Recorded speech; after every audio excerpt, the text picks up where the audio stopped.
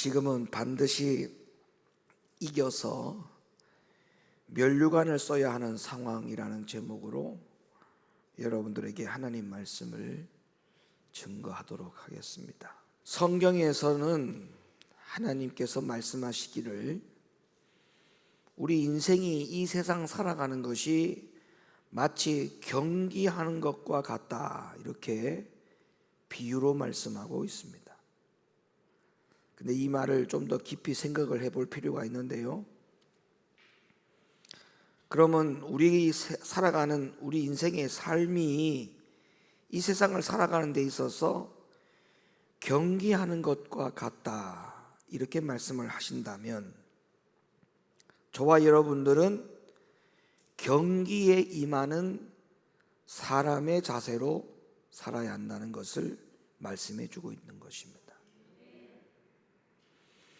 그러면 이 세상을 살아가는 데 있어서 우리 인생이 경기하는 자의 자세로 살아가는 것이 과연 어떤 삶인가? 경기자로 살아가고 있는 내 자신이 지금 합당하게 살아가고 있는가? 아니면 하나님은 우리에게 경기하는 자와 같이 살아라라고 말씀하고 있는데 내가 경기하는 자와 같이 임하지 아니할 경우, 지금처럼 살아갔을 경우에 이 경기의 마지막은 내가 어떻게 서게 될 것인가?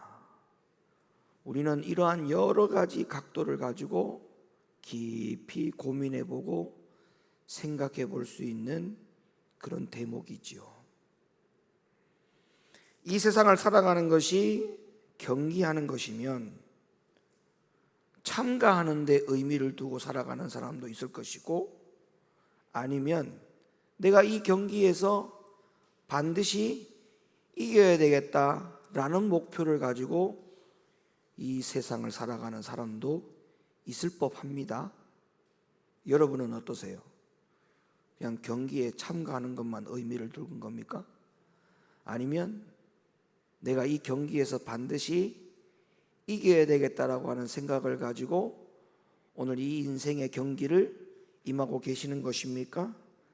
여러분들 한번 생각해 보셔야 될 대목이에요.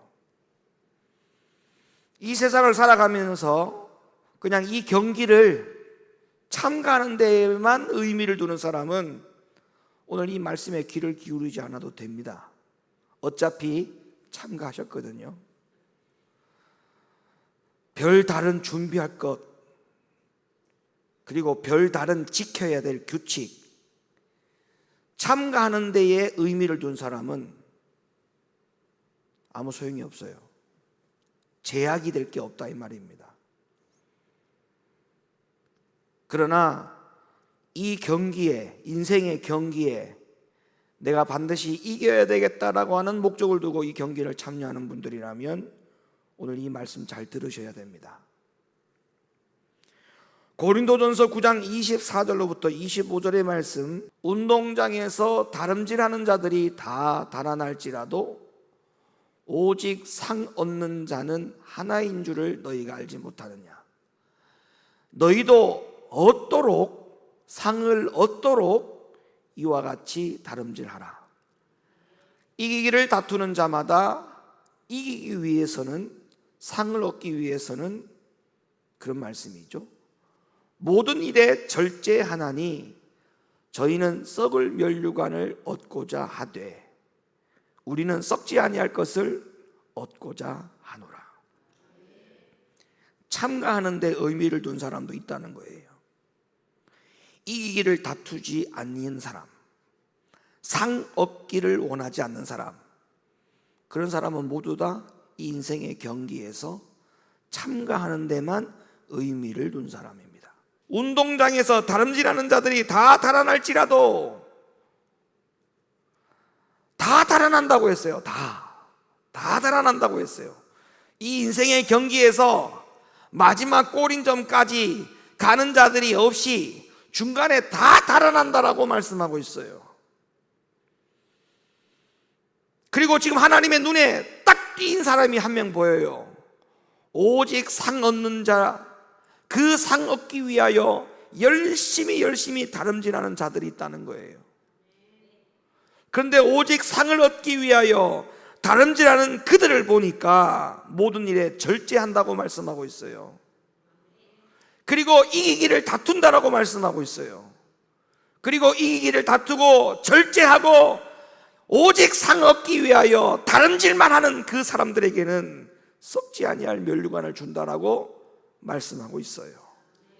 그러면 지금은 참가하는 데만 의미를 두어서는 안 되고 반드시 이겨서 면류관을 얻도록 가야 됩니다. 그러면 서두에 제가 강조하여 말씀드린 것을 다시 말씀드릴게요.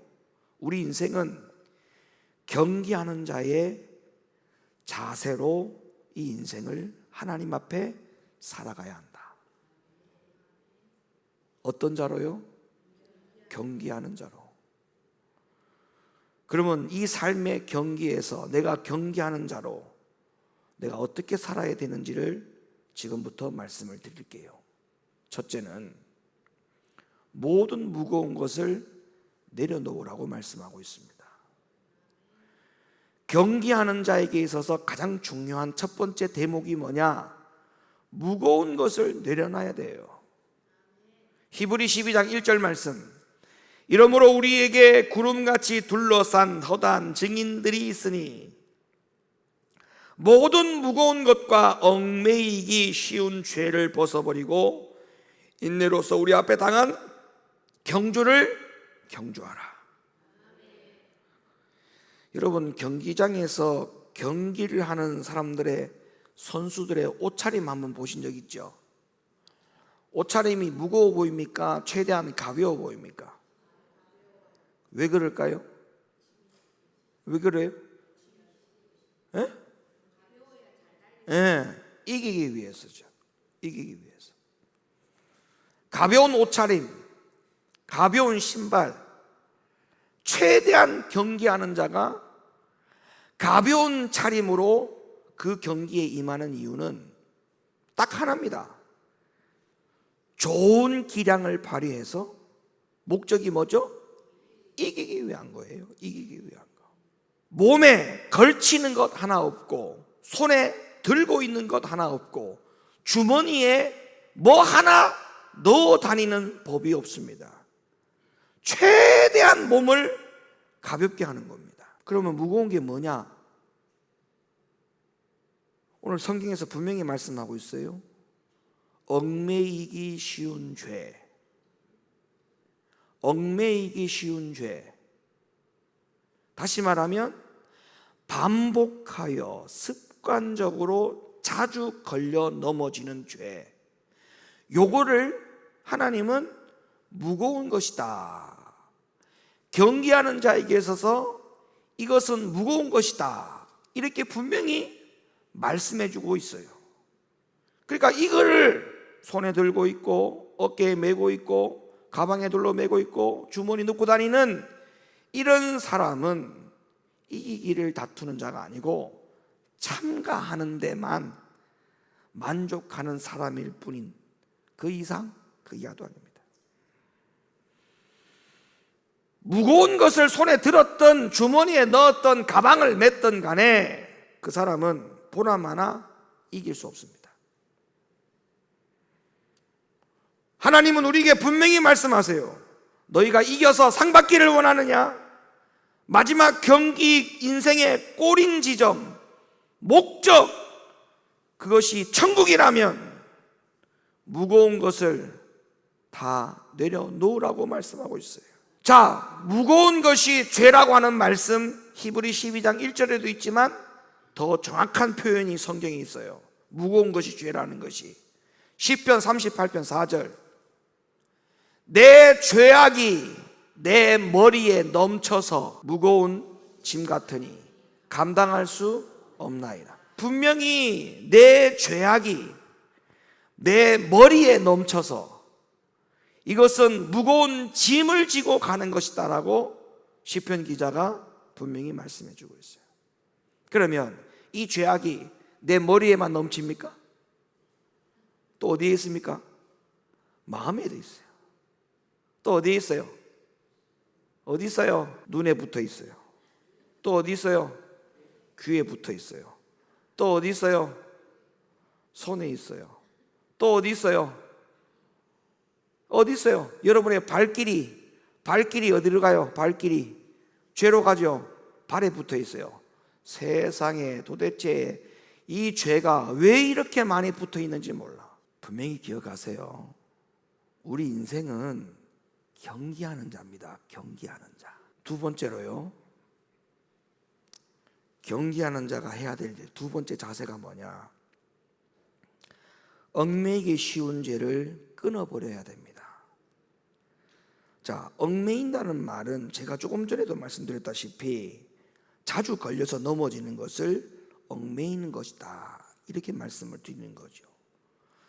우리가 경기에 이기려면 자주 걸려 넘어지는 것이 있으면 됩니까? 안 됩니까? 가는데 또 장애물이 있어. 그럼 가는데 또 장애물이 있어. 그걸 자꾸 걸려서 넘어지면 아무리 앞전에 몸을 최대한 가볍게 하고 뛴다 하더라도 소용없어요. 몸을 가볍게 하고 뛴다고 해도 걸려 넘어지는 것이 너무 많으면, 장애물이 많으면 이것도 안 되는 거예요. 성경을 보시면 야곱이 베델로 올라가기 전에, 이걸 잘 생각하셔야 돼요. 야곱이 베델로 올라가기 전에 자기 집안에 어떤 우상이나 아니면 하나님의 규칙을 거스르는 어떤 상징도 갖고 있지 않음을 야곱이 재차 또 반복적으로 수시로 확인하는 장면이 나와요. 자, 창세기 35장 2절 말씀. 야곱이 이에 자기 집 사람과 자기와 함께한 모든 자에게 이르되 너희 중에 이방 신상을 버리고 자신을 정결케 하고 의복을 바꾸라. 그러니까 여러분, 하나님의 성전으로 올 때는, 성전에 올 때는 옷을 바꿔서 입고 와야 돼.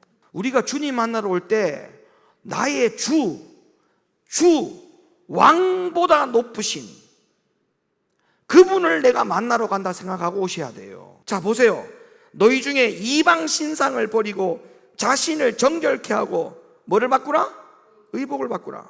그 다음 보세요. 그 다음에 우리가 일어나 베델로 가자. 우리가 베델로 일어나 베델로 가자. 베델로 가자. 하나님 계신 곳으로 가자. 나의 환난 날에 내게 응답하시며 나의 가는 길에서 나와 함께 하신 하나님께 내가 거기서 단을 쌓으려 하노라 하매. 잘 보세요. 그 다음 말씀. 그들이 자기 손에 있는 모든 이방 신상과 자기 귀에 있는 고리를 야곱에게 주는지라. 야곱이 그것들을 세겜 근처 상수리 나무 아래에 묻었다.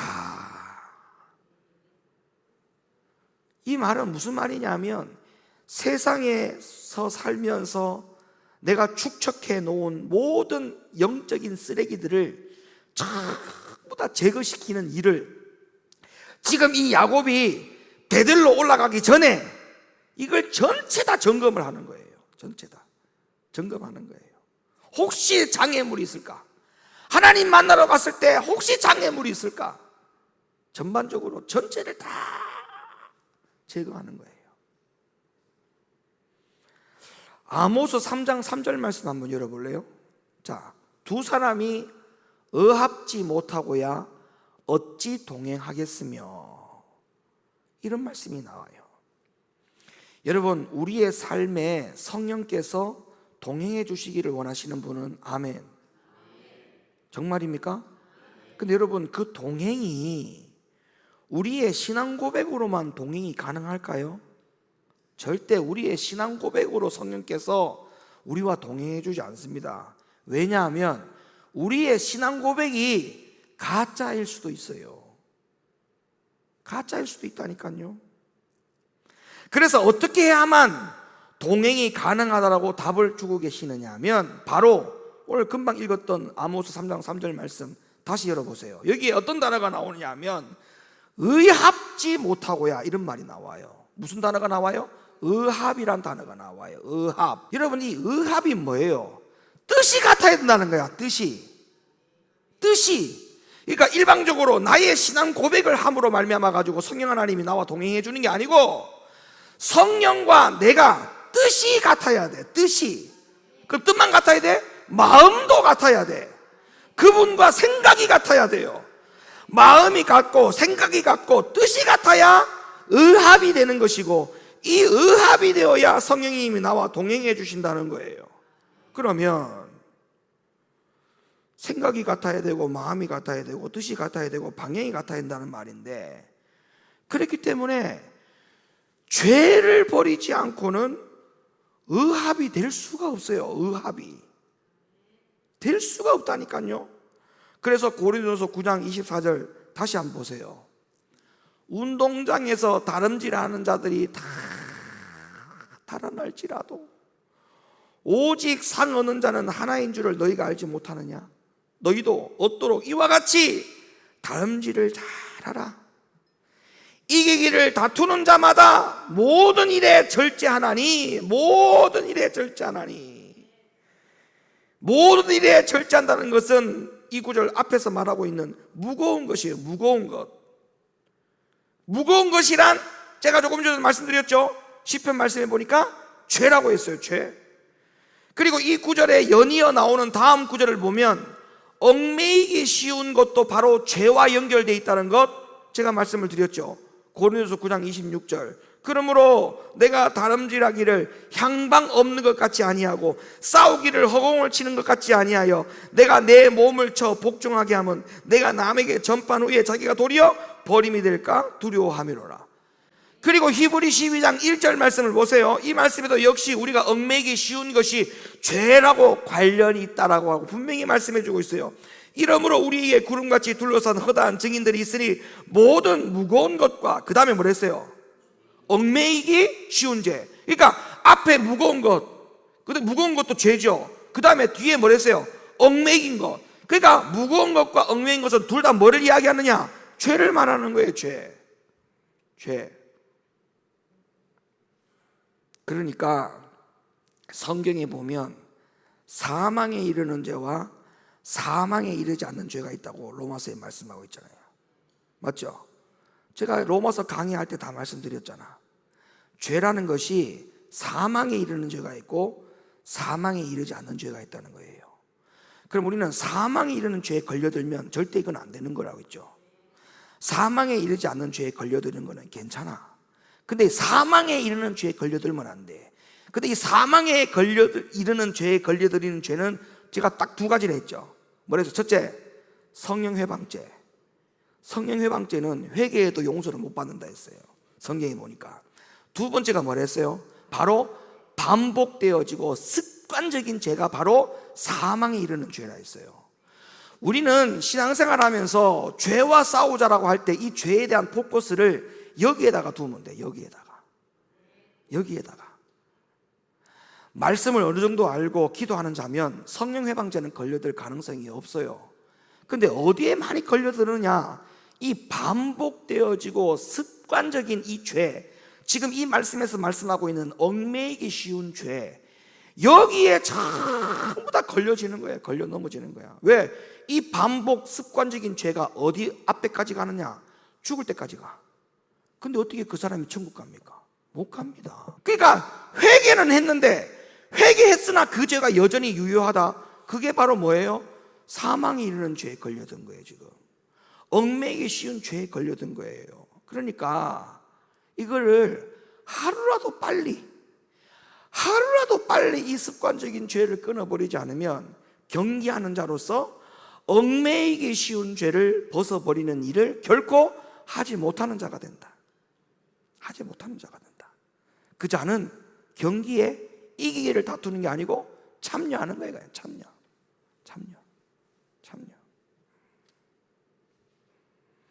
우리는 어찌 보면 둘 중에 한 가지를 선택해야 될 줄도 모릅니다. 우리가 경기에서 이기기 위해서 죄를 포기하든지 아니면 죄를 포기하지 못할 것 같으면 경기를 포기하든지 둘 중에 하나를 선택해야 돼요. 죄를 포기하든지 경기 자체를 포기하든지. 그 방법 말고는 뭐가 있습니까? 이거 말고 뭐가 있어요? 이거 말고는 다른 방법이 없어요. 없다니까요. 쉬어가는 거, 그것도 경기 포기하는 거에 들어가. 쉬어가는 거, 그것도 경기 포기하는 거예요. 하지만 우리는 경기를 포기할 수 없어요. 경기를 포기한다는 말은 천국 가는 것을 포기한다는 말과 같은 거예요. 그러면 우리는 지금 현재 현 주소가 뭐냐? 포기하는 것은 우리에게 남아있지 않아요. 지금 현재 주소에서 우리가 할 수 있는 것은 피 흘리기까지 죄와 싸워야 돼요. 이제 마지막 경기하는 자가 해야 될 자세, 마지막 끝까지 인내하고 달려가야 돼요. 여러분, 경기하는 자가 포기하게 되더라도 지금까지 그가 열심히 달려온 것을 인정해주고 상을 주는 경기 법칙은 이 세상에 존재하지 않습니다. 존재하지 않아요. 경기하는 자는 반드시 결승점까지 가야만 상을 받는 거지, 중간에 포기했다고 해서 그 전 과정을 치하해서 상을 주는 경우가 없어요. 그러므로 우리에게 있어서 인내라고 하는 것은 절대적인 것입니다. 네, 상대적인 게 아니에요. 이거는 절대적인 거예요. 인내는 절대적인 거예요. 절대적인 것. 근데 우리에게 인내의 힘이 어디서 길러지는 줄 아십니까? 이 인내의 힘이 어금니에 있어요. 어금니 꽉 깨물고 그냥 버티면 인내가 나옵니까? 바로 말씀이 주어졌을 때, 그 약속의 말씀을 굳게 믿고 지키려고 할 때 우리에게 인내라고 하는 힘이, 소망이 생기게 되죠. 그게 성경에 있어요. 계시록 3장 10절, 네가 나의 인내의 말씀을 지켰은즉. 11절, 네가 가진 것을 굳게 잡아 아무나 네 면류관을 빼앗지 못하게 하라. 계시록 14장 12절, 성도들의 인내가 여기 있나니 저희는 하나님의 계명과 예수 믿음을 지키는 자니라. 누가복음 8장 15절, 좋은 땅에 있다는 것은 착하고 좋은 마음으로 말씀을 듣고 지키어 인내로 결실하는 자니라. 하나님은 절대 그냥 쓰지 않습니다. 하나님은 쓰시기 전에 반드시 인내를 테스트합니다. 네가 얼마나 인내할 수 있는지를 보자. 그래서 아브라함은 25년 동안 인내 훈련시켰어요. 25년. 요셉은 13년간 인내를 훈련시켰어요. 모세는 40년간 인내의 훈련을 시켰어요. 성경에는 인내 훈련을 하지 않고 하나님이 쓰신 법이 없어요. 그러니까 인내는 절대적인 거예요. 우리도 하나님 앞에 쓰임 받으려면 인내의 테스트를 받으셔야 돼요. 인내. 여기서 우리가 알아야 될 것이 있어요. 하나님이 왜 그럼 나를 연단하시느냐? 왜 인내를 테스트하시느냐? 바로 이것 때문에 그래요. 베드로전서 5장 6절 시작.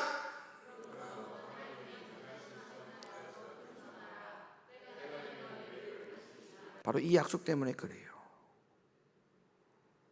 인내하고 무겁고 얽매이기 쉬운 죄를 빨리 벗어버리고 최대한 가벼운 몸으로 열심히 다름질하세요. 그러면 우리의 결승점의 마지막은 예루살렘 문 앞이 될 겁니다. 예루살렘 문 앞. 예루살렘, 예루살렘, 그 거룩한 성아,